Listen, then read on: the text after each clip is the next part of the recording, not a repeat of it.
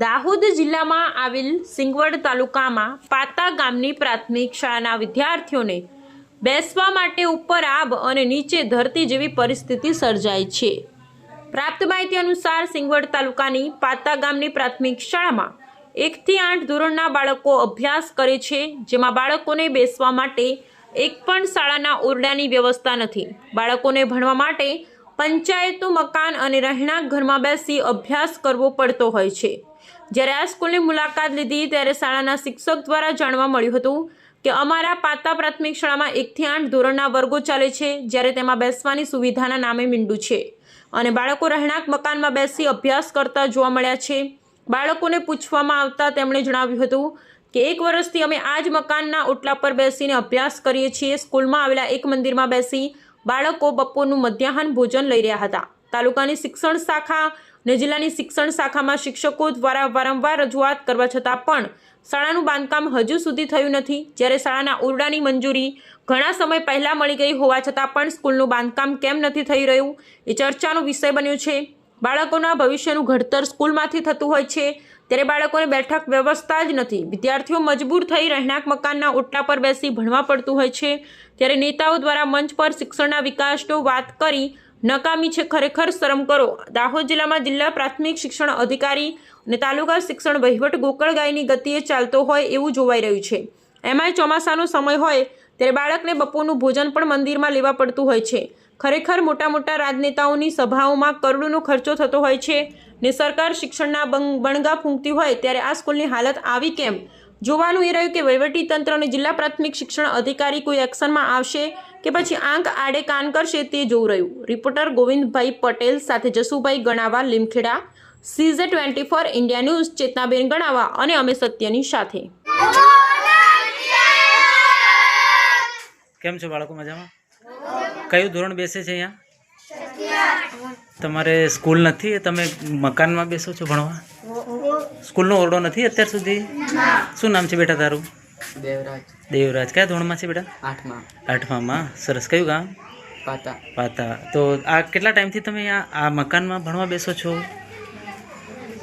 કેટલા ટાઈમથી? વર્ષ, 2 વર્ષથી? 1 વર્ષથી બેસો છો? હજુ સુધી તમારું સ્કૂલનું મકાન કંઈ બન્યું નથી? બરાબર છે। તો તમારે સ્કૂલમાં બેસવાનું કે પછી મકાનમાં બેસવાની મજા આવે ભણવાની? સ્કૂલમાં ને? સરસ। સિંગવડ તાલુકાના પાતા પ્રાથમિક સ્કૂલ ઉપર અહીંયા ઉપસ્થિત છીએ ત્યારે અમે રસ્તા પર જતા હતા ત્યારે બાળકો મંદિરમાં રહીને નાસ્તો ભોજન લેતા હતા ત્યારે અમને અચાનક નજર પડતા અમે હાલ અહીંયા આવ્યા છે। ત્યારે અહીંયા આવતા અમે જોવા મળ્યું કે આ જે સ્કૂલના ઓરડાઓ છે આ ઓરડાઓ માર્ચ મહિનાથી પાડી દેવામાં આવ્યા છે અને ઉપર મંજૂરી મળી ગઈ છે તેવું પણ એક શિક્ષક દ્વારા આપણને જાણવા મળ્યું। પણ આ જે સ્કૂલ છે એ 1 થી 8 ધોરણની સ્કૂલ છે। આમાં કેટલા બાળકો અભ્યાસ કરે છે એ આપણે શિક્ષક પાસેથી જાણીશું।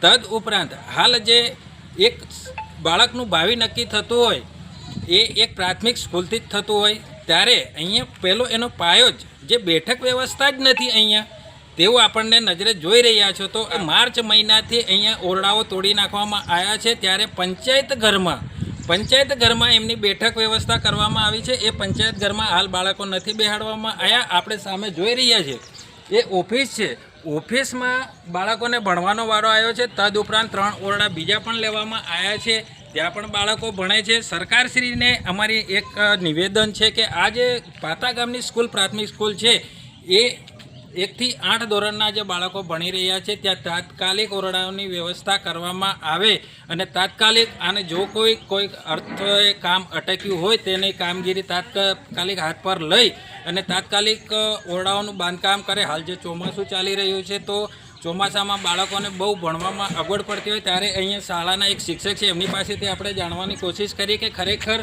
આ ઓરડાઓ કેટલા સમયથી તોડી પાડવામાં આવ્યા છે?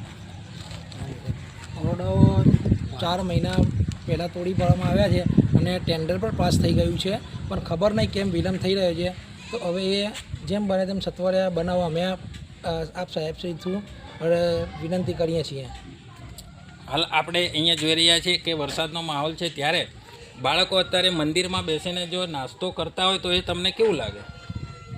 આમ તો સારું ના દેખાય સાહેબ તમારા પ્રમાણે તો, પણ હવે આપણા પાસે કોઈ સ્કોપ હતો નહીં અને બહાર ગ્રાઉન્ડના અંદર પણ બેસાડા એવું હતું નહીં, એટલે બાળકો છૂટા છવાયા બેસી અને અહીં મંદિરના ઓટલાને આગળ નાસ્તો કરી રહ્યા હતા.